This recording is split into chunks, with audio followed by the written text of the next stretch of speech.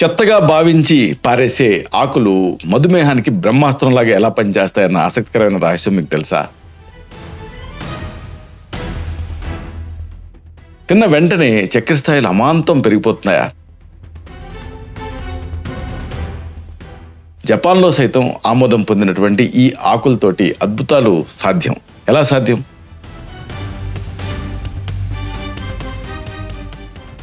వ్యాధి అదుపులో లేదనుకోండి, ప్రమాదం.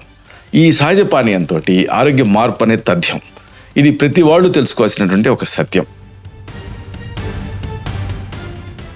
ఈ కీలకమైన అంశాల్ని, రహస్యాల్ని మరింత లోతుగా, వివరంగా ఈ వీడియోలో మనం తెలుసుకుందాం. మిత్రులారా, నమస్కారం. నేను మీ డాక్టర్ చిరుమామిళ్ళ మురళీ మనోహర్. ఈ వీడియోలో చాలా అమేజింగ్ విషయాన్ని మనం తెలుసుకోబోతున్నాం. మధుమేహం అంటే డయాబెటీస్కి అద్భుతమైన సంజీవిని జామ ఆకులు. ఈ ఆకులతో రక్తంలో చక్కెర స్థాయిలకి చెక్ పెట్టొచ్చు. ఈ ముఖ్యాంశాలు తెలుసుకుందాం. మధుమేహాన్ని అదుపు చేయడానికి మనం రోజు చూసేటటువంటి సాధారణ జామ ఆకులు చాలా అద్భుతంగా పనిచేస్తాయన్న విషయం చాలా మందికి తెలియదు. మనం పనికిరావు అని పారేసేటువంటి ఈ ఆకుల్ని జపాన్ లాంటి అభివృద్ధి చెందిన దేశాలు మధుమేహానికి అధికారిక చికిత్సగా ఆమోదించి వాడుతున్నాయి. ఆయుర్వేదంలో జామును అమృత ఫలంగా పరిగణిస్తాం. ఇది కఫ, పిత్త దోషాలను సమతుల్యం చేస్తూ మధుమేహాన్ని మూలాల నుంచి కంట్రోల్ చేస్తుంది. ఈ వివరాల లోతుల్లోకి వెళ్దాం. ఆధునిక వైద్య శాస్త్రం చెబుతున్న వాస్తవాలు ముందు మీరు తెలుసుకోవాలి. జామాకులు తాలూకు టీ అనేది కేవలం ఒక సాధారణ గృహ వైద్యం మాత్రమే కాదు. దీని వెనక ఎంతో బలమైన శాస్త్రీయ ఆధారాలు దాగున్నాయి. జపాన్ దేశపు శాస్త్రవేత్తలు దీనిపైన ప్రత్యేకంగా ఒక వైద్య పరీక్ష అంటే ఒక క్లినికల్ ట్రయల్ అనేది నిర్వహించారు. కొంతమంది మధుమేహ రోగులు ప్రతి భోజనం తర్వాత ఈ టీ తాగారు. ఇలా తాగినప్పుడు రక్తంలో చక్కెర స్థాయిలు 11% మేర తగ్గినట్టుగా శాస్త్రవేత్తలు ఐడెంటిఫై చేశారు. ఇది ఎలాంటి దుష్ప్రభావాలు లేకుండా అద్భుతంగా పనిచేసింది. భోజనం తర్వాత అమాంతం పెరిగే చక్కెరని అడ్డుకోవటానికి ఇది ఎంతో సమర్థవంతంగా పనిచేస్తుంది. శరీరంలో మరి ఇది ఎలా పనిచేస్తుంది? ఇది మీరు తెలుసుకోవాలి. మనం ఆహారం తింటాం కదా, ఆహారం తీసుకున్నప్పుడు శరీరంలో కార్బోహైడ్రేట్స్ విచ్ఛిన్నమై చక్కెర కింద మారతాయి. జామాకులు కడుపులో ఉండేటువంటి జీవక్రియ ప్రక్రియని నెమ్మదింపజేస్తాయి. పిండి పదార్థాన్ని చక్కెరగా మార్చే ఎంజైముల్ని ఈ ఆకులు నేరుగా అడ్డుకుంటాయి. దీనివల్ల జీర్ణాశయాంతర వ్యవస్థలో చక్కెర ఉత్పత్తి బాగా తగ్గుతుంది. ఫలితంగా ఏం జరుగుతుంది? రక్తంలో చక్కెర స్థాయిలు ఉన్నట్టుండి పెరిగిపోకుండా ఉంటాయి. ఇలాగా రక్తంలో చక్కెర శాతాన్ని స్థిరంగా ఉంచడం శరీరానికి ఎంతో సులువు అవుతుంది. అసలు ఇదే డయాబెటీస్ మేనేజ్మెంట్లో కీలకం. దీర్ఘకాలపు ఆరోగ్య ప్రయోజనాలు ఏమిటి ఈ జామ టీ తోటి? ఇది కూడా మీరు తెలుసుకోవాలి. అంటే ఇది కేవలం భోజనం తర్వాత పెరిగే చక్కెరని మాత్రమే అడ్డుకోదండి. దీర్ఘకాలికంగా ఉన్న ఎంతో అద్భుతమైనటువంటి అనేక ప్రయోజనాలు దీనికి ఉన్నాయి. అంటే లాంగ్ స్టాండింగ్లో ఇది మనకి మేలు చేస్తుంది. 12 వారాల పాటు ఈ టీ తాగిన వాళ్ళలో ఇన్సులిన్ నిరోధకత అంటే ఇన్సులిన్ రెసిస్టెన్స్ బాగా తగ్గినట్టుగా పరిశోధనలు చెప్తున్నాయి. దీనివల్ల శరీరం ఇన్సులిన్ని మరింత సమర్థవంతంగా వాడుకోవటం మొదలుపెట్టింది. టైప్ 2 మధుమేహ రోగులలో ఇక్కడ HbA1c అంటారు కదా, ఇది 8 వారాల్లోనే చెప్పుకోదగ్గ స్థాయిలో తగ్గింది. చక్కెర వ్యాధిగ్రస్తులలో ఎక్కువగా కనిపించే చెడు కొలెస్ట్రాల్ సైతం అదుపులోకి వచ్చింది. మొత్తంగా చూస్తే ఇది మన జీవక్రియలకి ఎంతో అద్భుతమైనటువంటి మద్దతుని ఇస్తుంది. మరి ఈ జామ ఆకుల టీ తయారు చేసే విధానం ఏమిటి? ఇది మీరు తెలుసుకోవాలి. ఈ అద్భుతమైన టీ తయారు చేయటం చాలా సులభం. ముందు ఒక 10 నుంచి 12 జామ ఆకులు తీసుకోండి. పల్లెటూళ్ళలో ఇవి చాలా సులభంగానే దొరుకుతాయి. ఆఖరికి పట్టణాల్లో ఉండే వాళ్ళకి కూడా ఈజీగానే దొరుకుతాయి. మనం కాస్త గమనించాలంతే.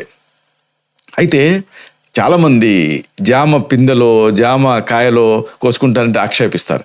కానీ జామ ఆకులు తీసుకుంటామంటే ఎవ్వరూ ఆక్షేపించరు. కాబట్టి హ్యాపీగా వీటిని తీసుకోవచ్చు. అవసరం కుంటే ఎండినవి ఆన్లైన్లో కూడా ఈ మధ్య దొరుకుతున్నాయి. వీటిని కూడా తెప్పించుకోవచ్చు. ఎండిన ఆకులు అయితే కేవలం 5 లేదా 6 మాత్రమే తీసుకోవాలి. ఇక తయారీ పద్ధతి ఎలా అంటే, ముందు ఈ ఆకుల్ని నీటిలో శుభ్రంగా కడగాలి. వాటిని ఒక 2 కప్పుల నీళ్ళకి వేయాలి. చిన్న మంట మీద ఒక 10 నిమిషాల పాటు బాయిల్ చేయాలి. ఆ నీళ్లు సగం అయ్యేలాగా చూసుకోవాలి.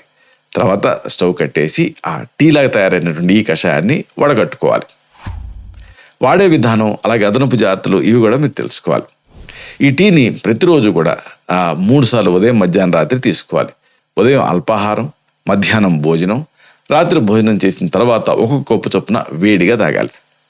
రుచి కోసం ఏం చేస్తారు అంటే దీని రుచిని మరింత పెంచాలనుకుంటే కొద్దిగా దాల్చిన చెక్క వేసుకోండి, కొన్ని తులసి ఆకులు కలుపుకోవచ్చు. కానీ పొరపాటును కూడా తేనె కలపకండి. అంటే తేనె డయాబెటీస్లో మంచిది కదా అని కలుపుతున్నారు చాలామంది.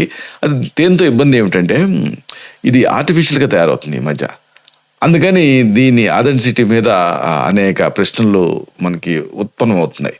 కాబట్టి చక్కెర తేనె అస్సలు వాడకండి. ఇవి కలిపితే టీ తాలూకు ప్రయోజనాలు పూర్తిగా నశించిపోతాయి. రోజువారీ జీవితంలో దీన్ని అలవాటు చేసుకోవటం ద్వారా ఎంతో మేలు జరుగుతుంది మీకు.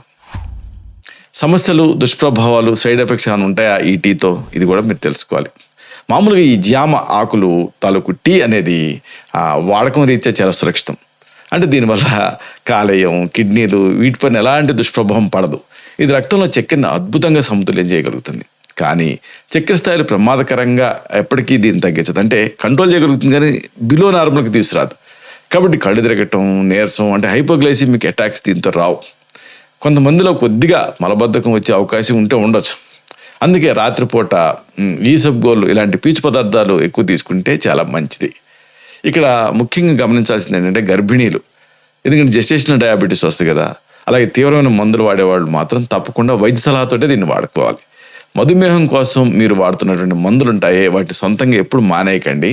డాక్టర్ సలహాతోటే మందుల మోతాదుని మీరు సరి చేసుకోవాలి. ఆయుర్వేదంలో జామ ఆకుల విశిష్టత మీరు తెలుసుకోవాలి.